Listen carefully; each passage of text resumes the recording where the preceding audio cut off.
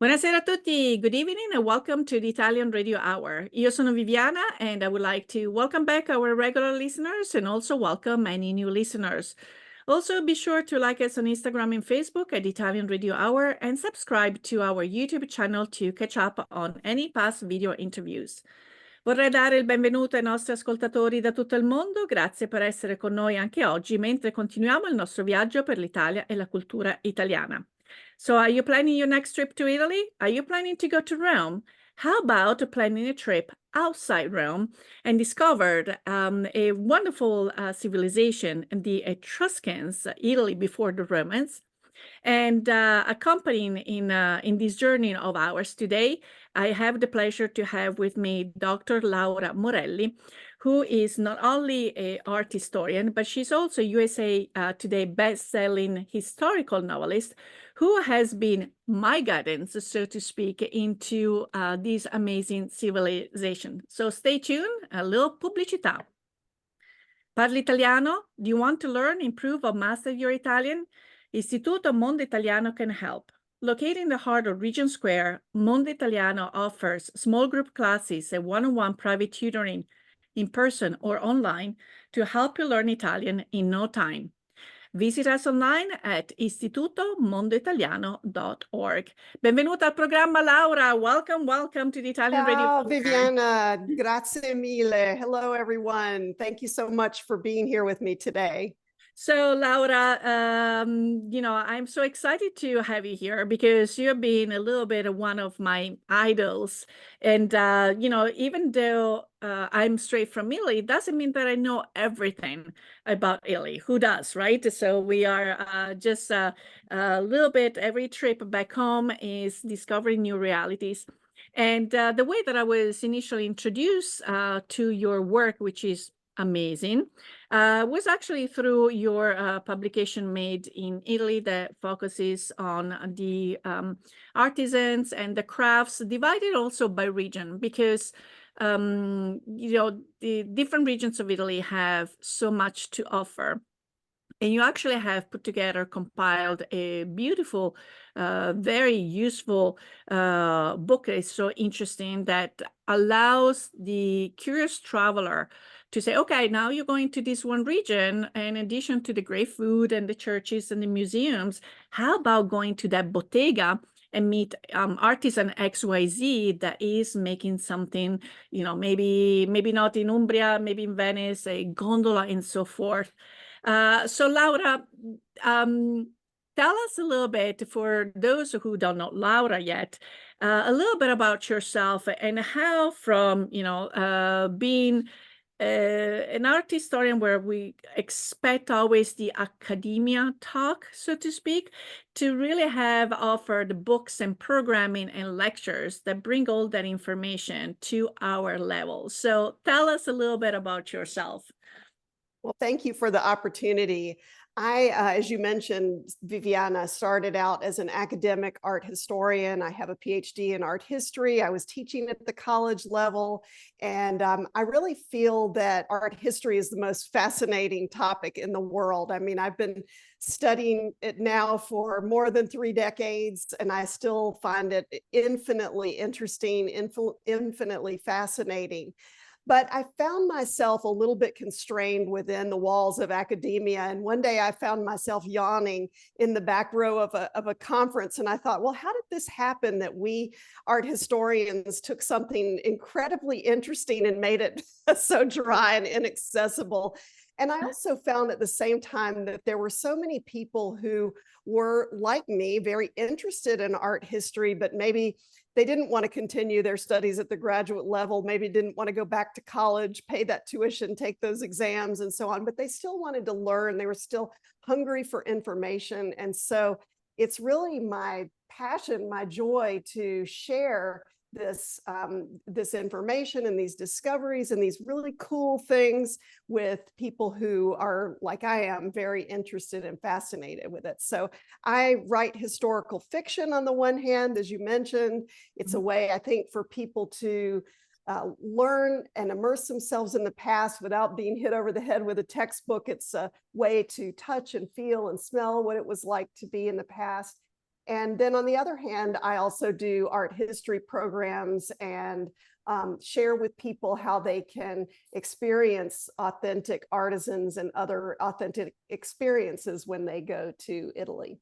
Do you remember when was the first time you went to Italy and how you felt? And also, let's talk a little bit about the Morelli, the Italian sounding last name, to establish some connections, not only with Italy, but I think also with Pittsburgh, right?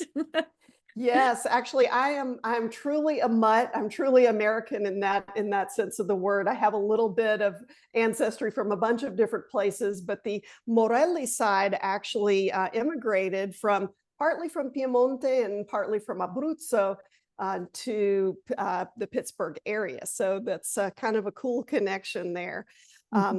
But yes, so I'm sorry, ask me again the first part of that question. Your first trip to Italy, Oh, and yes, first was trip. it maybe during your academic years, or was it before and then somehow inspired you to then pursue your academic studies? Well, I was very fortunate to visit Italy for the first time at an impressionable age. I traveled with my best friend, who's still my best friend after many years. We traveled with her family when I was 12 years old, and I remember arriving in Venice, and here we were, two naive girls from the farm in Georgia, and we arrived with this idea that we were supposed to go home with Murano glass. And looking back on that now, I think, wow, that's kind of remarkable that these, two naive preteen girls would go to Italy and already have this idea that we needed to buy Murano glass. But I think it sort of speaks to, it's a testament to the world-class nature of some of these artisanal things in Italy. If we think about Florentine leather, for example, or ceramics from Deruta, or Venetian gondolas or glass, or these are things that just go beyond the bounds of the Italian national lines. These are things that people all over the world know about. And so we fell prey to a hawker in the Piazza San Marco, and we were whisked across the lagoon on this boat with lots of other gullible tourists, and we overpaid for a little glass fish in one of the glass blowing factories, and came back fairly bewildered and not very much more knowledgeable about Murano glass. But I will say that being in Europe at that time, at that impressionable age, really left me with this understanding that there was this whole world out there. And not only that, but there was this whole past. And it was that past and this kind of interest in buildings that were hundreds of years old, these traditions that were hundreds of years old, that sparked a curiosity in me and sort of inspired me to go on and study art history. So what I found was interesting is, as I progressed forward into my graduate studies, of course, I studied Michelangelo and Leonardo da Vinci and Botticelli and all of these giants of the past, but I never did really study anything about these artisanal traditions. They weren't in my textbooks at all. And so it was much later, when I went back to live in Italy, that I began to discover these living traditions, many of which trace their heritage back to the Middle Ages and early Renaissance, which is fascinating because they really are living traditions. And it is another window into the past. We can understand how people were living and making things so long ago. So yes, that is exactly the impression you get by reading your book, because again, it's the well researched, but also the spirit of wanting to share the ingenuity of those artisans, small or big, but that might more well known or less well known that might be. So this was my first encounter to your work, and then I got on your mailing list, and I enjoy thoroughly receiving the newsletter. And then just recently, there was the ability to join one of your lectures about the kind of the precursors of the Etruscans, Italy before, what do you say, Italy before the Romans. And I had to stop everything that I was doing because it was so fascinating.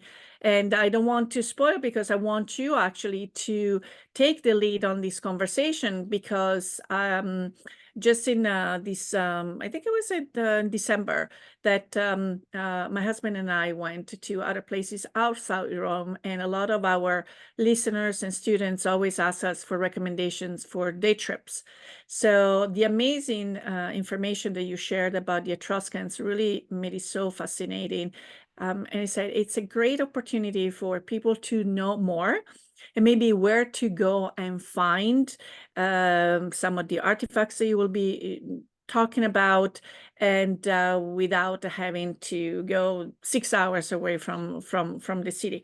So Laura, I know that you're fascinated by the Etruscans as well. So I think without any further ado that I should just allow you to educate us a little bit about what you have put together for us. Absolutely. And I'm going to share my screen so I can share some pictures with you. And I have to laugh when you describe how when you get to the Etruscans, you had to stop everything you were doing and look. And that's totally how I feel about them too. whenever I start on an Etruscan topic, I'm just immediately sucked into this world that is so interesting. So, this is a topic I think that tends to get glossed over in our history classes and our history books because we spend so much time studying the ancient Greeks who were precursors and then contemporaries with the Etruscans. We spend a lot of time on the Romans, but the Etruscans are typically this little sliver of a chapter that gets wedged between these two bigger civilizations. But when you start to explore what is unique and interesting about the Etruscans, you realize that there's this whole world that is so interesting. And I think, for those of us who are interested in Italian culture specifically and in Italian history, Etruscan art and Etruscan culture gives us a way in to understand Italian culture in a way that I think is a little bit different, maybe than we experience it in other ways. I see, the more I read and learn about Etruscan culture, the more I see these kinds of roots, these cultural roots in Italian culture that are really fascinating. And so it gives us sort of a clue to some of the origins of some of these things. So here I'm just showing you 3 incredible masterpieces of Etruscan art. A piece of gold work from the Regolini Galassi tomb, which is now in the Vatican Museums in Rome, a painting from Tarquinia, which I'll talk about more in a moment, and then the beautiful sarcophagus of the spouses, which is in the National Museum of Etruscan Art in the Villa Giulia in Rome, one of the best museums in all of Italy, I would argue. And if you haven't gone there, you need to definitely check it out on your next trip to Rome. And so what I want to do today in this short segment is to share with you some of my favorite places to travel in Italy to experience Etruscan art and Etruscan culture. And one of the things that's cool about studying the Etruscans is that it can often really take us off the beaten path. And when we travel, think about traveling to Italy, especially in the summer, which is what I'm getting ready to do. We definitely want to think about going off the beaten path because, your friends are going to be standing in line at the Colosseum, fanning themselves or waiting for their ticket entry time at the Uffizi galleries. But when we go to walk in the footsteps of the Etruscans, we can really avoid a lot of those crowds and have a really immersive experience that takes us into some of these fascinating corners of central and southern Italy. And so even if you are a frequent visitor to Italy, I'll bet there are some Etruscan experiences that you haven't explored before. So many of the hill towns that we know and love, like Orvieto, Cortona, Bagnoregio, these beautiful picturesque hilltop towns, many of them have Etruscan origins.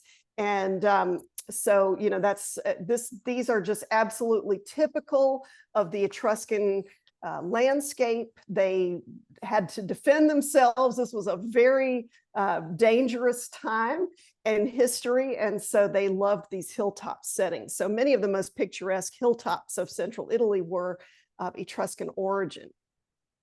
So when we refer to the Etruscans, who are we talking about exactly? Well, the ancient Etruscans formed a linguistic and cultural group of people. They occupied a swath of central Italy that you see there in that kind of red color that stretched from the Po River Valley in the north of Italy down to around Naples at certain points in their history. The Etruscan culture, we begin to recognize some of its distinctive characteristics starting in about the 8th century before Christ, and it persists through the period of the Roman conquest. So as I mentioned, the Etruscans were really contemporaries and overlapped with the Greeks and some of the other ancient cultures of the Mediterranean, including the Phoenicians and the Persians. And they were connected with these civilizations through trade and through inevitable conflicts. And they're an interesting culture to study, I think, because even though they did have a lot of contact and connection with other cultural groups on the Italian peninsula and across the Mediterranean, they were incredibly distinct in and of themselves. They had their own language, which I'll talk about in a moment, and their own kind of cultural definition. And so the Etruscans occupied the regions that we know today as Emilia-Romagna, Tuscany, Umbria, and Lazio. And you'll see traces of the Etruscans in all of these regions. And once you start to understand how to recognize Etruscan places, then you start to see that they are everywhere. And I'll bet that you'll find, and you'll say to yourself, wow, I've been here a billion times and I never saw this before. So it really is a cool way to experience Italy. The Etruscans were really the first city builders of Italy. They were founders of the towns I mentioned earlier, plus Bologna, Pisa, Siena, Pompeii, even Rome in its earliest state. And the Romans kind of, they didn't destroy a lot of the Etruscan buildings. They just sort of built on top of them. So even a Roman city sort of retains an imprint of the earlier Etruscan civilization. So the Etruscans were really responsible for a lot of the infrastructure that we recognize today across central Italy, even if there aren't very many Etruscan buildings for us to look at that stand above ground. But they did absolutely make an imprint on the landscape. And this is one of their roads near Pitigliano in the lower right. So now I want to share with you a few of my favorite places to experience Etruscan culture. As Viviana mentioned, outside of Rome, there are a couple of great places. Probably one of my very favorite places at the top of my list is the Banditaccia Necropolis in Cerveteri. Cerveteri is located northwest of Rome. It's an easy day trip. It's about 50 kilometers, and you can see it marked in red there on the western coast. And what's interesting about Cerveteri is that it contains hundreds and hundreds of tombs that were built over the course of the 8th through the 3rd century BCE. And, by, let's say, the 600s before Christ, some of the richest burials across the entire Mediterranean were found here at Cerveteri. So what is a necropolis? Well, a necropolis is basically it's a gigantic cemetery, but it's a bit more than that in the Etruscan context. For the Etruscans, the necropolis is, I think of it as it is really, as the root of the word suggests, a city of the dead that was a kind of parallel universe to the city of the living. You see, the family was the central organizing group of the Etruscans. And so you remember I said that there's much we can infer about the roots of Italian culture. And the Etruscans actually buried multi-generational families in these same tombs. So, the grandparents, the parents, the kids, all of the generations might be buried in the same structure. And this really set the Etruscans apart from the Greeks and the Romans, who tended to bury just the immediate family in the same place. So the Etruscans had this concept of this kind of multi-generational home when they're thinking about the afterlife. And this means that the rooms of these tombs were filled with bodies, yes, but they were also filled with grave goods that over time contained everything from sarcophagi to urns to precious belongings that might include dishes and jewelry and perfume and food and all kinds of things that they wanted to take with them into the next world. The Banditacha necropolis contains several different types of tombs.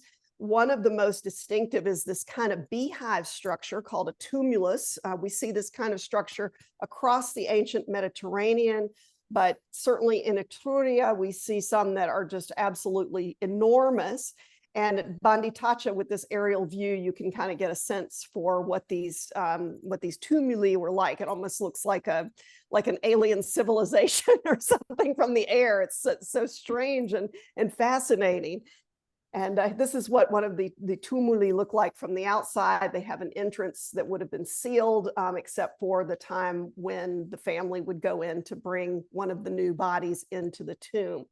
And as I mentioned, these tombs some of them were really treasure troves of luxury goods, the ones that belonged to the more elite families, ruling families. They might include works of gold, silver, bronze, these treasures that we find in museum collections, like I mentioned at the Vatican Museums or the Villa Giulia in Rome, or countless archaeological museums across the countryside. There's another travel tip for you. If you're looking to avoid the crowds, seek out the little archaeological museums in these towns because they're always empty. And I'm always amazed at that. They're always very quiet, but you can really spend time, and stand in front of a glass vitrine and look at earrings and shoes and playing game pieces like dice and just fascinating little remnants of everyday life of the Etruscans. And so it really helps bring them to life.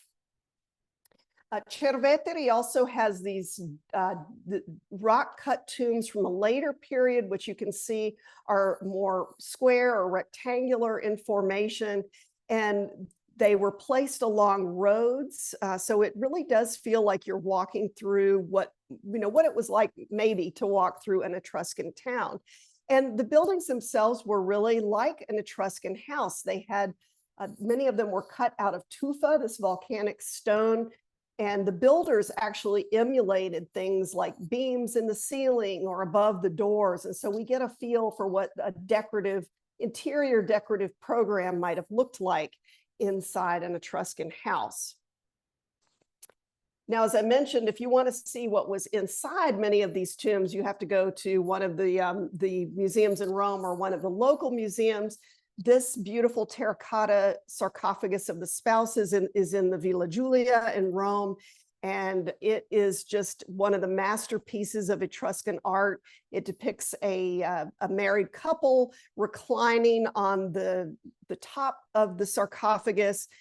The idea of banqueting was really core to Etruscan civilization. I think it was part of their everyday life. It was part of their rituals and celebrations. As far as we know, it was part of their funerary rites.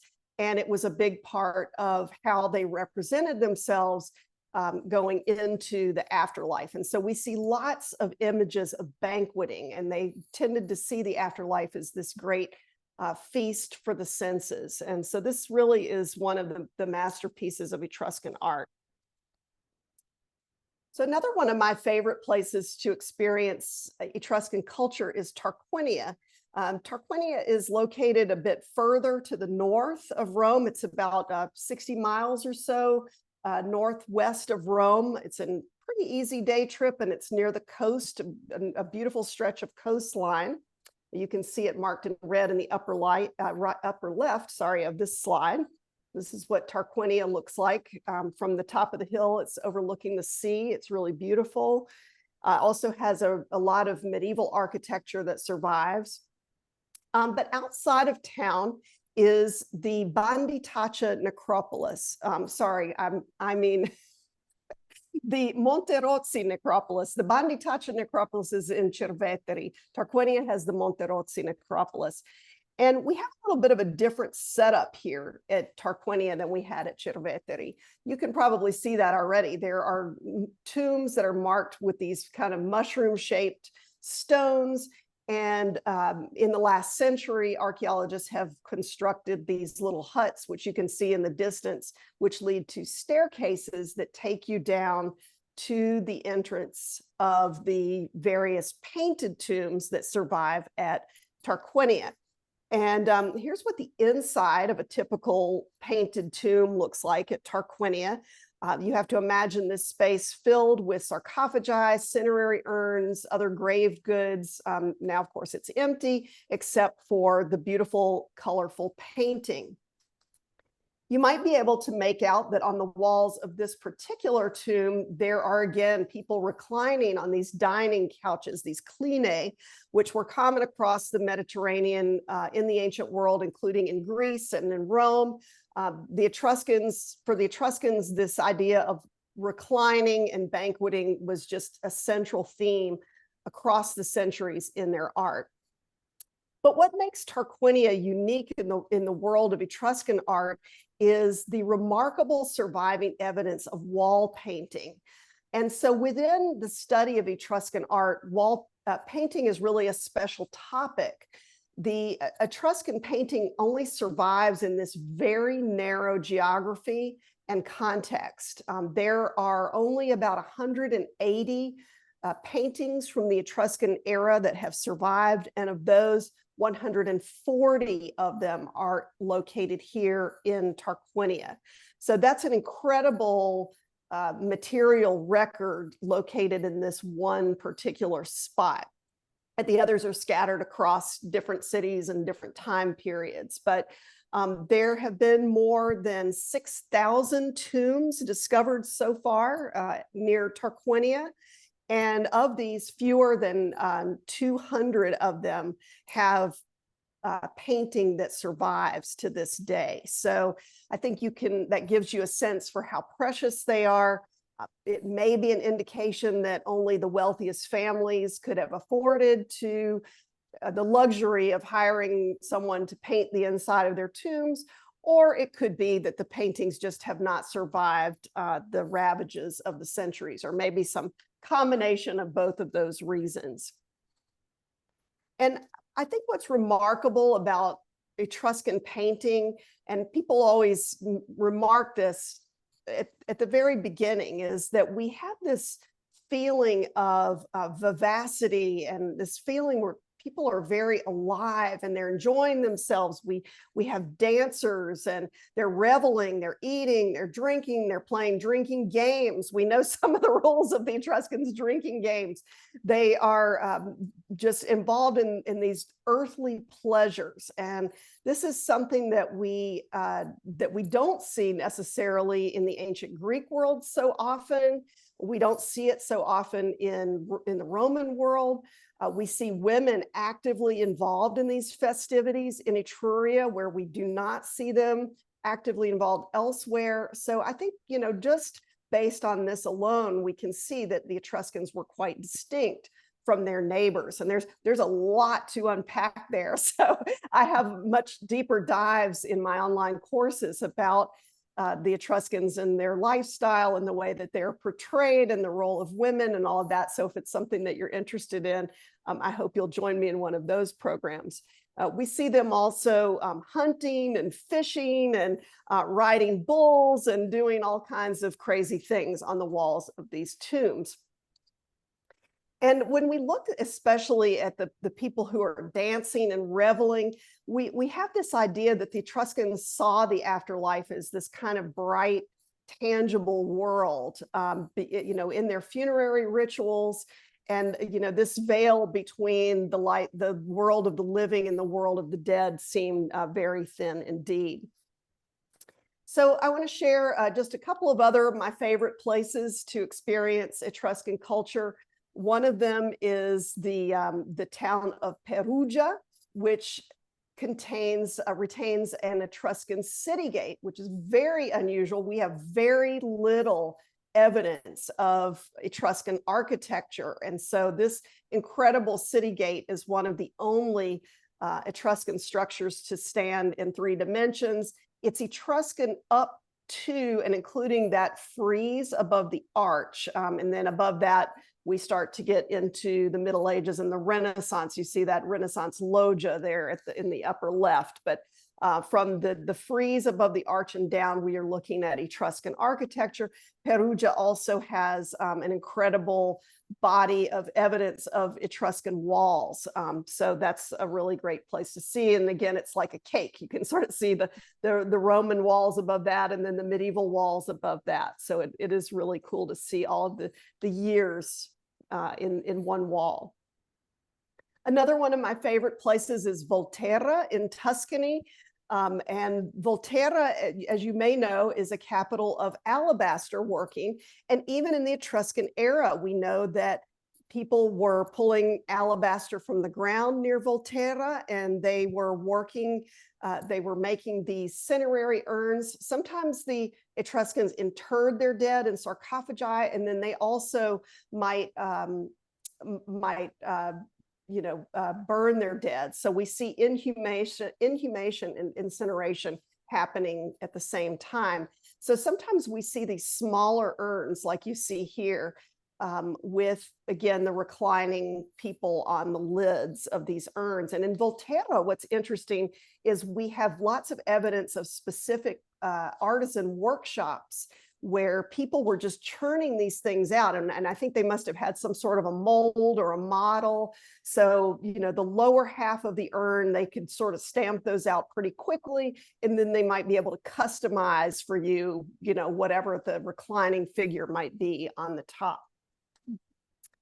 Another one of my favorite places is Chiusi, which is a wonderful little town, an easy train ride from Rome. And they really were known for these anthropomorphic funerary containers, some of which are funny and fascinating. Others are terrifying to look at, but many of them sit on these kind of throne-like chairs. We have to imagine these brightly painted. Some of them had human hair. Some of them had gold jewelry. They were really, really something. And the Archaeological Museum in Chiusi has a big collection of these really fascinating anthropomorphic funerary containers. So I think you can maybe appreciate that I find Etruscan art a never-ending source of fascination. It's really one of my favorite topics in the history of art. And, I hope I made the case that they deserve a lot more attention than just a little sliver, a little small mention between these larger chapters of Greek and Roman history. I really believe they deserve to be studied deeply and widely on their own. And I have a couple of programs, some shorter, some longer, on the ancient Etruscans. If you want to visit my website at lauramorelli.com, you can subscribe there. I send out a Tuesday newsletter.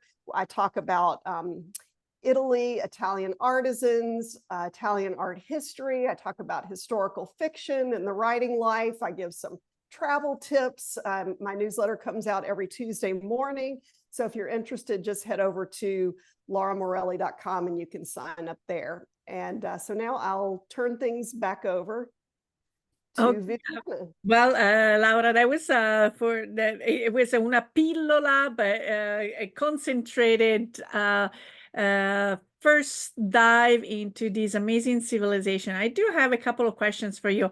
We're going to hear first from our sponsors, and then I'll let you breathe. And then I will ask you indeed a couple of questions.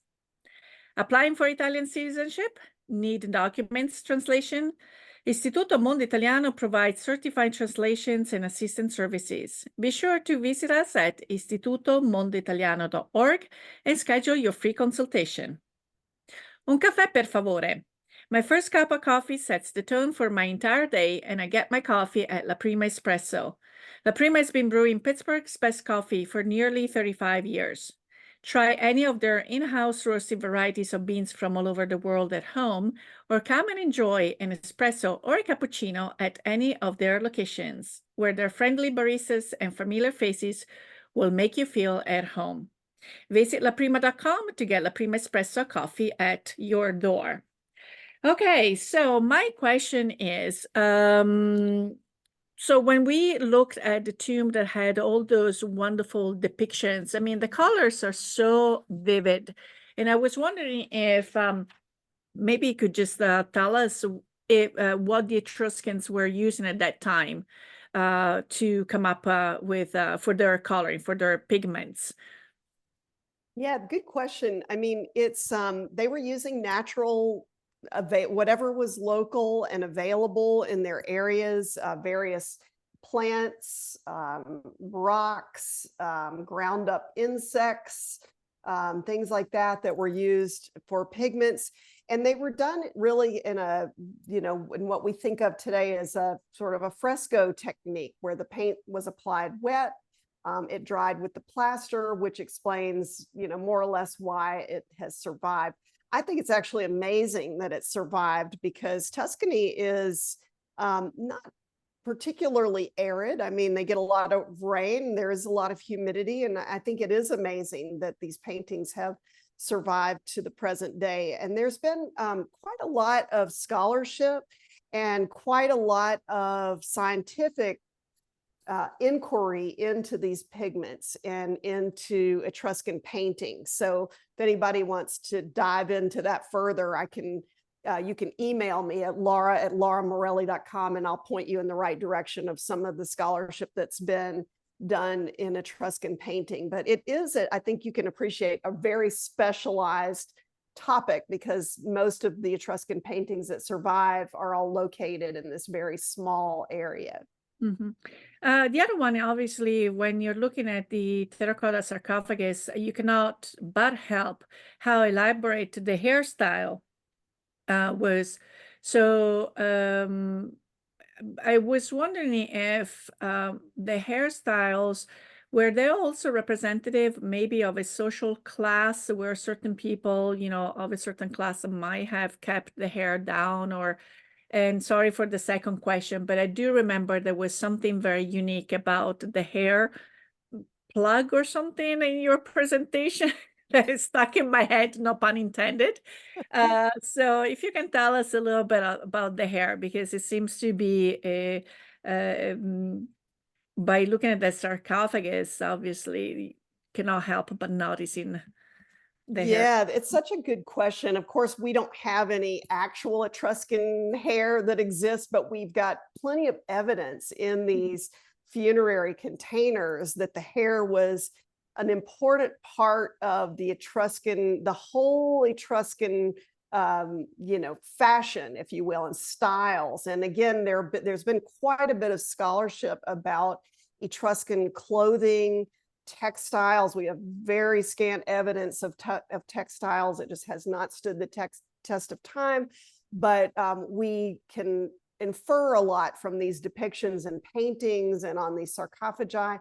We also see, in addition to these elaborate hairstyles that you mentioned, we also see a lot of different types of hats and headgear. In fact, on the sarcophagus of the spouses at Villa Giulia, the terracotta sculpture, we believe that the man was wearing an actual metal helmet.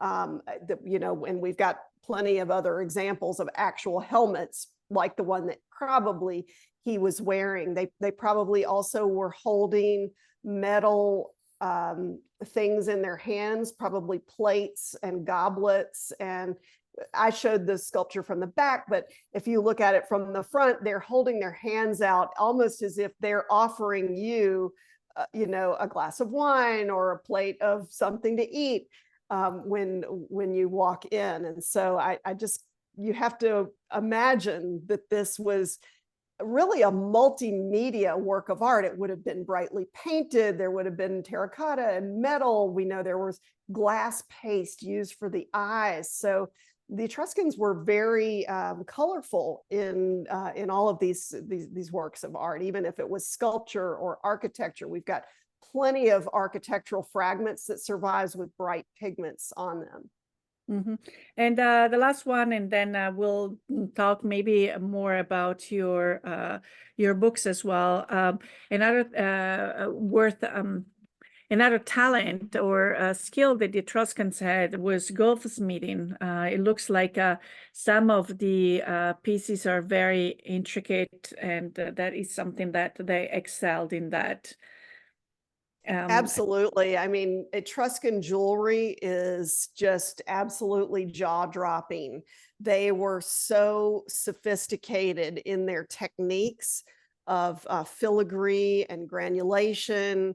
Their gold jewelry was really some of the minute, the tiny details. And if you go to the Etruscan section of the Vatican museums in Rome, you can see the treasure from the Regolini Galassi tomb.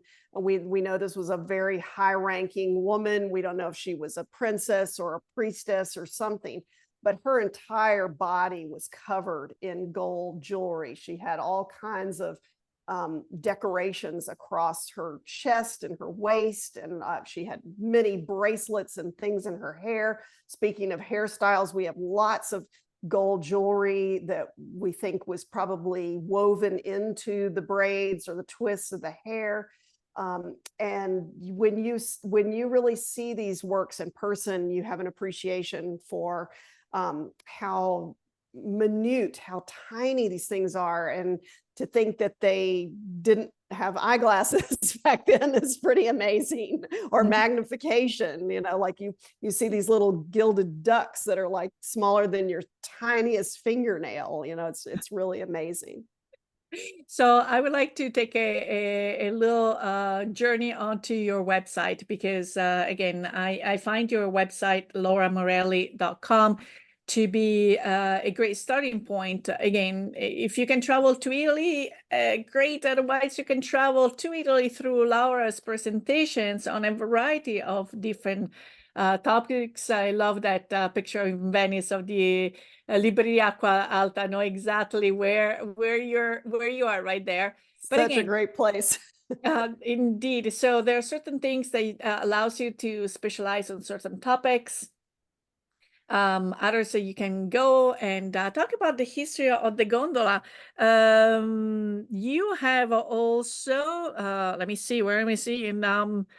Okay, there was something else about the Gondola Maker. It is the title of one of your books, right? So total Yeah, fascination, Venice fascination is coming back. yeah, the gondola is a fascination for me, and it's special because it really, for me, was the turning point from strictly art history to turning to historical fiction. You know, it was when I was interviewing some of the last remaining gondola makers in Venice that an idea for a story popped into my head about a multi-generational gondola maker and his complicated relationship with his son, who didn't necessarily want to follow in his father's footsteps in 16th century Venice. And I wondered what would happen if that were the case. And so this idea came into my mind, and I wrote a novel about it called The Gondola Maker. And the rest is history. I've written several other novels since then. But the history of the gondola is of course so closely linked with Venice. I mean, where else in the world are you going to find a boat, a banana-shaped black boat like that? It's only Venice. Really And, special history. indeed. And so what are you currently working on? I think there is a new book coming out. Can we have a little spoiler there? Yeah, so I've written the last 3 books that I have written are set in Italy during World War II, and specifically they are novels that are based on true stories about the hiding and looting of works of art during World War II in Italy, which is an amazing subject.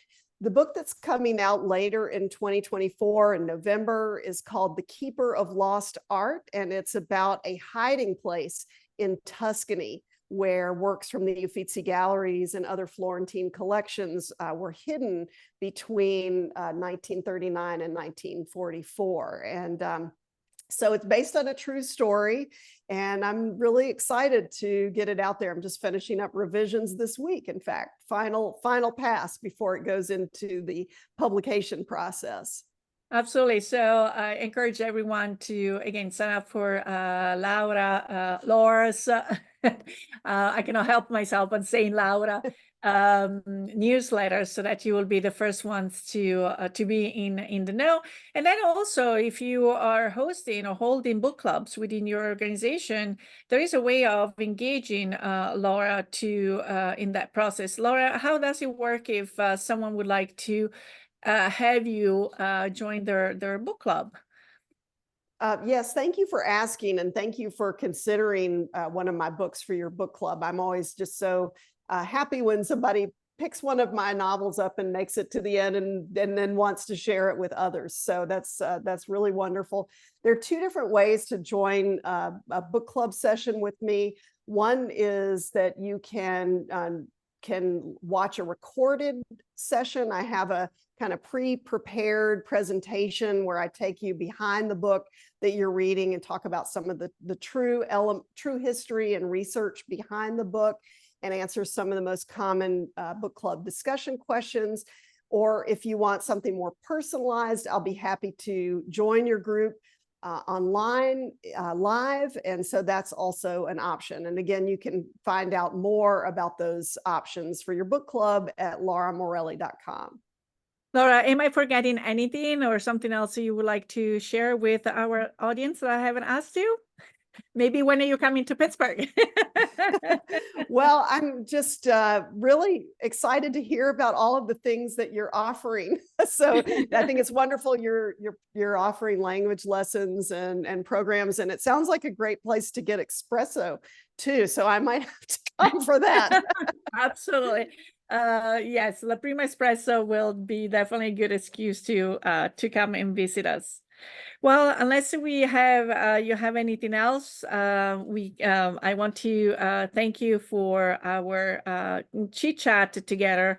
And again, next time that I will be in Italy, which is in about 3 months, I'll make sure to hit some of the gems that you have mentioned. Some I was familiar with, but the other ones that you have shared towards the end of your presentation were indeed there are now on my to-go list.